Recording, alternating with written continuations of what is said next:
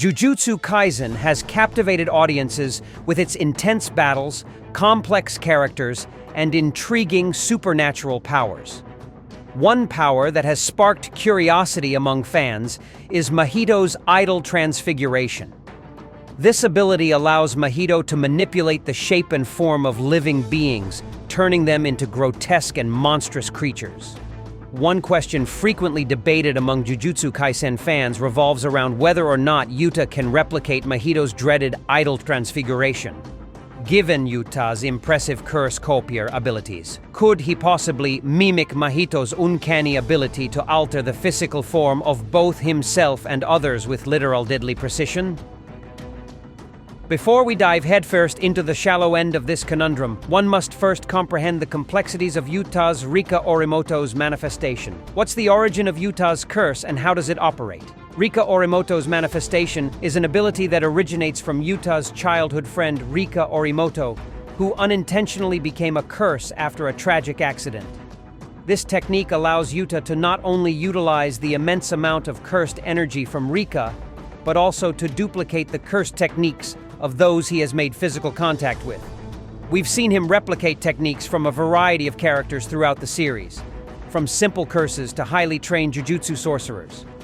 But can he really copy and execute an intricate technique like idol transfiguration just by making contact?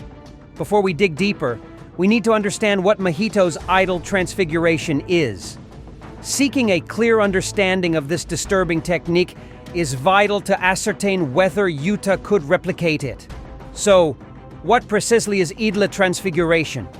Mahito's idol transfiguration is a technique that allows the skilled curse to deform the shape of the soul, which in turn manipulates the physical form. By touching a soul, he can warp its shape and consequently deform the body, forcing victims into gruesome, monstrous forms. This uncanny ability not only disturbs the mind, but also has the potential to be deadly. The philosophical thought behind this procedure stems from Mahito's unique perspective that the soul shapes the body, not the other way around. Does Yuta's cursed technique grant him the power to mimic such a complex and sinister technique tied so closely to its user's worldview? At first glance, it seems feasible for Yuta to copy idol transfiguration. After all, his power essentially revolves around mimicking the abilities of others. But what's the catch? Is it as simple as we're making it sound? However, the replication of idol transfiguration is not as straightforward as copying a blast of cursed energy. Yuta's power copies techniques, not philosophies. You see, Mahito's skill is closely tied to his worldview of the soul, dictating the body's structure. As such, replicating this technique may require Yuta to also adopt, or at least understand, Mahito's perspective.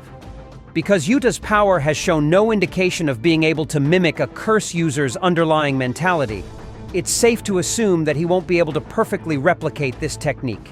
Say, Yuta has deep understanding of Mahito's philosophy, then he might somewhat copy idol transfiguration. However, this is pure conjecture, and does not align with the established principles of his power. Logically, Yuta can only reproduce the physical manifestation of a cursed technique, and the series has consistently reinforced this rule. So, while it's an enticing thought, it seems eerily unlikely.